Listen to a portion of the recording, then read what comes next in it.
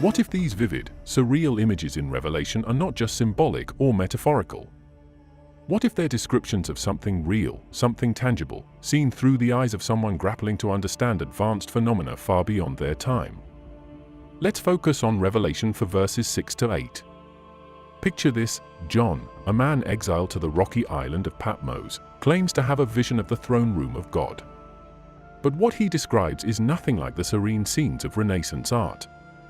Surrounding this throne, he sees 4 living creatures, each with 6 wings and countless eyes, covered in what appears to be flesh and energy. These creatures are nothing short of bizarre. Are they purely spiritual beings, or could John be struggling to explain something else, something technological, mechanical, or even biological? In modern UFO sightings and reports of extraterrestrial encounters, descriptions often include beings that seem otherworldly, large eyes, glowing forms, even machines that defy gravity. Could John have been witnessing something similar? If so, what he saw wouldn't make sense in his cultural or scientific framework. He had no words for spacecraft, no concept of biomechanical entities. What he saw would naturally be filtered through the lens of his spiritual beliefs. And let's not forget the visual cues, that sea of glass like crystal described in verse 6. Some scholars have speculated this could be an otherworldly material, a surface or dimension reflecting light in ways we're only beginning to comprehend through quantum physics. Is this the floor of heaven, or perhaps a boundary between dimensions, a kind of translucent barrier used by advanced civilizations? Here's another curveball: the lightning and thunder mentioned earlier in the chapter, emanating from the throne. What if this isn't just poetic language? Lightning storms and thunder-like booms have been associated with modern UFO sightings. Could the throne room be less a throne and more a control center, an advanced hub of activity we can't yet fathom? In Revelation 19 verse 11, John later writes about heaven standing open and a figure descending on a white horse.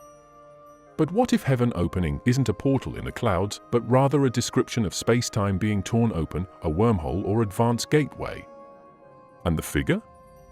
A vision of an advanced being or even a commander of some sort.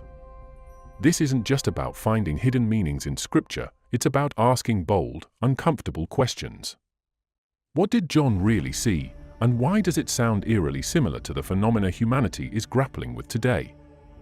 As science advances, the language of ancient texts may finally catch up to the reality of what's out there. Let's zero in on something that's been in plain sight all along: angels. These celestial beings are central to biblical stories, showing up as messengers, protectors, and even warriors. But here's the question: who or what are they, really? Take the Gospel of Luke, chapter 2, when the shepherds in the field are visited by an angel to announce the birth of Jesus. The text says, "An angel of the Lord appeared to them, and the glory of the Lord shone around them." A brilliant light illuminates the scene, leaving the shepherds terrified. Now pause for a moment. What does that sound like? A divine being stepping out of the clouds, or an encounter with a high-energy, otherworldly craft? Modern UFO witnesses often report overwhelming, blinding light during encounters. Is it possible the glory described in Luke is more technological than supernatural? And what about the way angels move? Throughout Scripture, they're described as descending from the heavens or suddenly appearing without warning. In Ezekiel 1 verses 19 to 21, we get an even stranger description of angelic mobility. These entities don't just walk, they're accompanied by wheels within wheels that move in any direction without turning. Could these wheels represent advanced propulsion technology? A device so advanced it looked like magic to ancient eyes? Now, let's dig into the interactions themselves. Angels don't just appear, they bring messages, often with precise instructions or cryptic warnings. For example, in Genesis 19, 2 angels visit Lot to warn him of Sodom's destruction. But here's where it gets interesting: they don't just warn him, they physically intervene, grabbing Lot and his family by the hands and leading them to safety. These aren't ethereal beings floating on clouds, they're active, engaged, almost tactical in their approach. This level of physicality and purpose feels less like mythology and more like a controlled operation. Fast forward to Daniel 10, where an angel visits the prophet after he fasts for 21 days. The angel explains he was delayed by the prince of the Persian kingdom, requiring the intervention of Michael, another angelic being. This raises a fascinating possibility. Are these angels part of a larger network, perhaps even factions? If so, what kind of advanced civilization operates with this kind of hierarchy and mission? And could spiritual warfare described in the Bible be a depiction of interstellar conflicts or territorial disputes we can't even begin to grasp? Finally, consider their consistent role as intermediaries. Angels are always bridging the gap between heaven and humanity.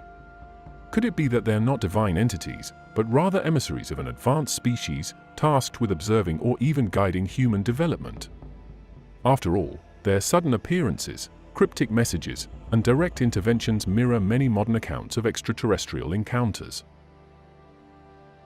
The birth of Jesus is one of the most celebrated stories in human history.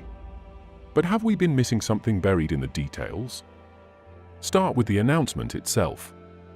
The angel Gabriel appears to Mary in Luke 1 verse 35 and tells her that she will conceive a child through the power of the Holy Spirit. While this has been interpreted as a divine miracle, it raises provocative questions when viewed through the lens of modern science. Could this be an ancient description of an advanced process, one that aligns more closely with what we now understand as artificial insemination or genetic engineering?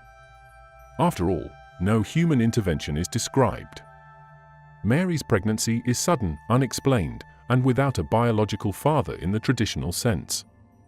What if the power of the Most High overshadowing her wasn't a metaphor but an event involving technology so advanced that it blurred the lines between science and divinity? In a world where we're beginning to decode the human genome and experiment with CRISPR, isn't it plausible that beings with far greater knowledge could have achieved such feats thousands of years ago? Now, shift to the famous Star of Bethlehem.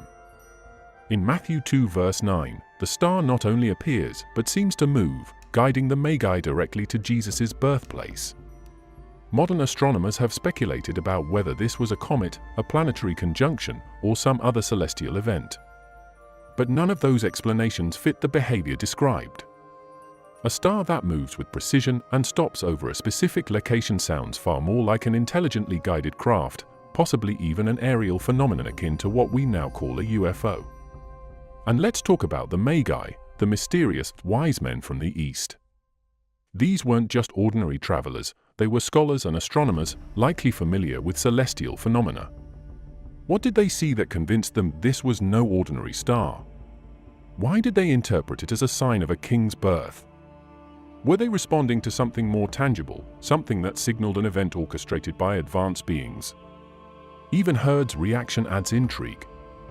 When the Magi report their findings, Herod becomes immediately paranoid and orders the massacre of male infants in Bethlehem. This overreaction suggests that the event wasn't just viewed as a spiritual prophecy but as a tangible threat to the existing power structure. Was Herod aware of something we're not, something about the true nature of this birth that went beyond human comprehension? And then there's Jesus himself. His lineage is often emphasized in the Gospels, but what if there's more to it than royal or tribal heritage? The idea that his conception was the result of a direct intervention could mean he wasn't just unique spiritually, but biologically. Could Jesus have been engineered or imbued with traits beyond the human norm? His later actions, the miracles, the wisdom, the profound impact, hint at someone operating on a different level. When people talk about Jesus, the first thing that often comes up is his miracles, those extraordinary events that defied the laws of nature. Turning water into wine, healing the sick, walking on water, and even raising the dead. Take the story in John 2, where Jesus turns water into wine at the wedding in Cana. To those witnessing it, this was an act of divine power. But in modern terms, it could be viewed as an example of molecular transformation, changing the chemical structure of water into that of wine. If we're now capable of altering DNA and creating synthetic materials, imagine the level of mastery it would take to reconfigure molecules on command. Jesus' act wasn't just symbolic, it was transformative, and it left witnesses in awe, not only of the act itself, but of what it implied about him. Now, look at his healings. In Mark 5, a woman who had been suffering from bleeding for 12 years touches Jesus' cloak and is instantly healed. No tools, No medicine, just a touch. The text says Jesus felt power leave his body. This detail suggests an energy transfer, something modern science is just beginning to explore through bioelectricity and electromagnetic fields. What if Jesus had an innate ability to manipulate these forces?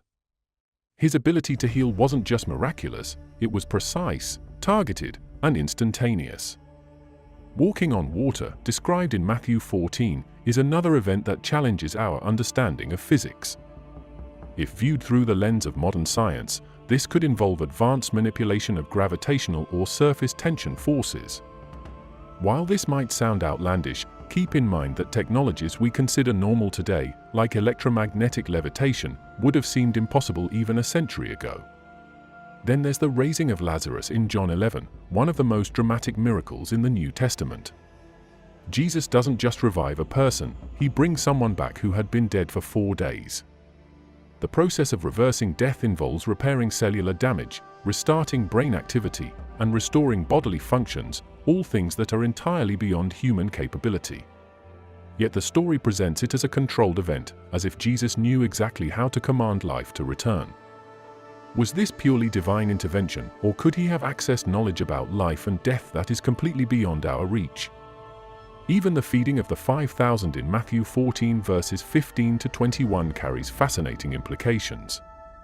Jesus takes 5 loaves of bread and 2 fish and feeds thousands. Modern physics explores the idea of manipulating matter at the quantum level, effectively duplicating or manifesting a material resources. If Jesus possessed such an ability, the multiplication of food might not be as unthinkable as it sounds. What makes these accounts so compelling is the precision and intent behind them. These weren't random displays of power, each miracle served a purpose, whether to heal, provide, or reveal something about the nature of existence itself. And the consistent thread across them all is Jesus' ability to interact with the physical world in ways that seem to transcend human limitation. The Bible we know today is only part of the story. What about the books that didn't make the cut, the texts that were deliberately excluded, suppressed, or forgotten over time? Among these, one stands out for its raw, unfiltered accounts, the Book of Enoch. Its contents are so provocative that early church leaders decided it didn't belong in the canon. But why? What truths were too dangerous to be included? The Book of Enoch dives into a narrative unlike anything else in the Bible. It speaks of the Watchers, a group of celestial beings who descended to earth. Unlike the benevolent angels of the canonical texts, these Watchers are described as rebellious entities who defied their purpose. They interacted with humans, shared forbidden knowledge, and, perhaps most significantly, altered the course of human evolution. Enoch 6:1-2 describes how these Watchers took human wives and fathered offspring called the Nephilim, described as giants and men of renown. But their involvement didn't stop there. They are said to have taught humans technologies that were far ahead of their time: metallurgy, weapon making, astronomy, and even enchantments. This raises the possibility that ancient humanity's rapid advancements weren't entirely organic. Instead, they may have been jump-started by external intervention. What's striking is how closely this aligns with accounts from other ancient cultures. The Sumerians wrote of the Anunnaki, beings who came from the heavens and imparted wisdom. In Indian texts like the Mahabharata, flying craft known as Vimanas are described with incredible technical detail. These parallels suggest a pattern, a shared memory of contact with beings far more advanced than humanity at the time. But the Watchers weren't benevolent. The Book of Enoch portrays them as reckless, disrupting the natural order and corrupting humanity. Their actions led to catastrophic consequences, culminating in the Great Flood, a divine reset to cleanse the earth of their influence. Genesis 6 verse 4 briefly mentions the Nephilim, but offers no context, leaving a gap that the Book of Enoch fills with unsettling detail. This brings us to a critical question: why was this narrative excluded? One possibility is that it challenged the dominant view of divine order. The Watchers blur the lines between angels, gods, and extraterrestrial beings. Their role as both guides and corruptors introduces a complexity that doesn't fit neatly within traditional theology. The implications are profound. If the Watchers were real, their story isn't just spiritual, it's historical. The technologies they introduced, the offspring they created, and the chaos they unleashed could point to an ancient connection between humanity and beings from beyond this world. And it's not just Enoch. Other banned books, like the Gospel of Judas and the Apocalypse of Peter, contain similarly disruptive ideas, often hinting at realities that conventional teachings have avoided for centuries. The resurrection of Jesus is often seen as the ultimate miracle, but when you break it down, it's far more than just a spiritual triumph. It challenges the very fabric of our understanding of reality, time, space, and the nature of existence itself. Start with the core event. Jesus' tomb was found empty, despite being sealed and guarded. In John 20 verse 19, after his resurrection, Jesus appears to his disciples in a locked room. The text explicitly states, the doors were locked, but Jesus came and stood among them. This detail has often been brushed aside as a metaphor for his spiritual power, but what if it's more literal? The idea of someone bypassing physical barriers without opening a door sounds eerily similar to accounts of entities moving through dimensions or manipulating matter at a quantum level. In modern physics, concepts like string theory propose that there are multiple dimensions beyond the three we experience daily. Jesus' ability to move through physical barriers could suggest access to these higher dimensions. If his resurrection involved transitioning between different states of existence, it wouldn't just be a miracle, it would be a demonstration of advanced knowledge about the very structure of reality. The story of Mary Magdalene in John 20 verse 17 adds another layer of intrigue. When she encounters Jesus after the resurrection, he says, "Do not hold on to me, for I have not yet ascended to the Father." This implies that his body wasn't fully stabilized or finalized in its new form. It's as if he were in a transitional state, moving between dimensions or phases of existence. This could resemble what modern scientists theorize as energy shifts or quantum state changes. Then there's the matter of his sudden disappearances and reappearances. Luke 24 verse 31 describes how Jesus, after breaking bread with two disciples, vanished from their sight. Later, he reappears to them and others. These aren't the actions of a being confined to our understanding of physical laws. They suggest the ability to phase in and out of visibility, possibly by altering vibrational frequencies or interacting with energy fields beyond human comprehension. Even the act of resurrection itself, the return to life after death, echoes advanced scientific concepts. Reviving someone after a prolonged period of death would require reversing cellular decay, restoring neural function, and possibly even manipulating time itself to undo damage.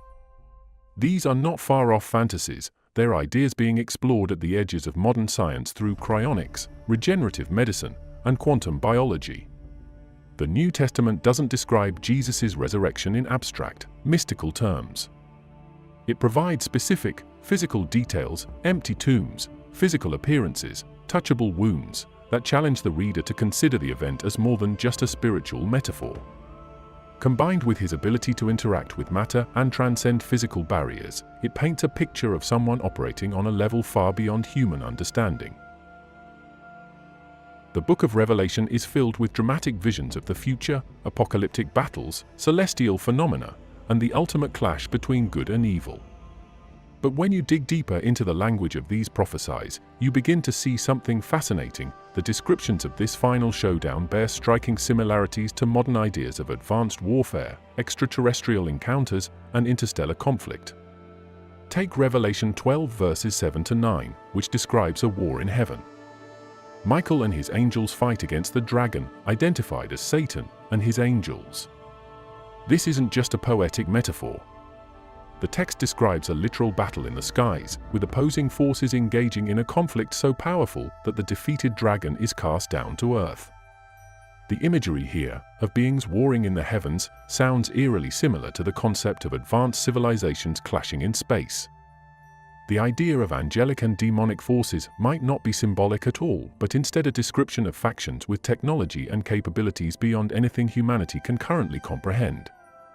Then there's Revelation 13, which introduces the beast rising out of the sea and another beast rising from the earth. These entities are described as wielding immense power and authority, even deceiving the nations of the world.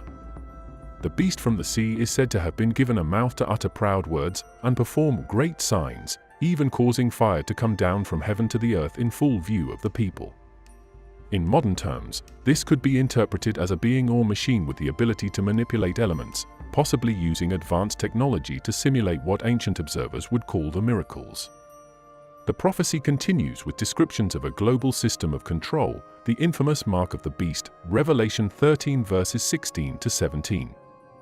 This system prevents anyone from buying or selling unless they accept the mark. While this has often been tied to economic or spiritual interpretations, the specificity of the description, a mark, directly tied to commerce, echoes ideas of advanced surveillance systems, biometric implants, or other forms of technological control. It feels like an ancient text grappling with concepts of a technological dystopia. Revelation also speaks of celestial phenomena, the sun turning black, the moon becoming blood red, and stars falling from the sky, Revelation 6 verses 12 to 14.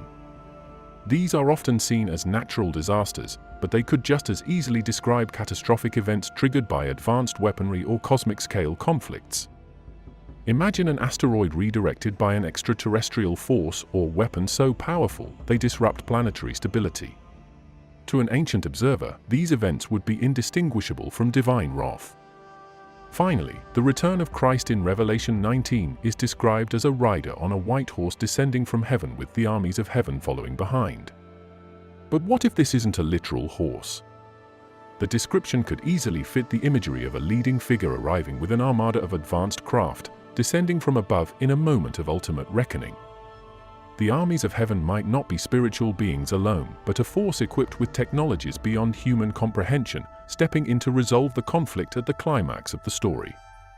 The apocalyptic vision in Revelation isn't just a tale of faith, it's a glimpse into a future that's both terrifying and extraordinary, blending ancient prophecy with imagery that feels uncannily relevant to modern theories of extraterrestrial life and advanced civilizations. The battle between good and evil might not be confined to Earth, it could be a cosmic event that reaches far beyond our planet. Thank you for staying with me through this deep dive into one of the most mysterious and fascinating aspects of the Bible. If this video sparked new questions or challenged the way you see these ancient texts, that's the whole point. Don't forget to share your thoughts in the comments, and if you're as fascinated by these mysteries as I am, make sure to like, share, and subscribe. Until next time, thank you for watching.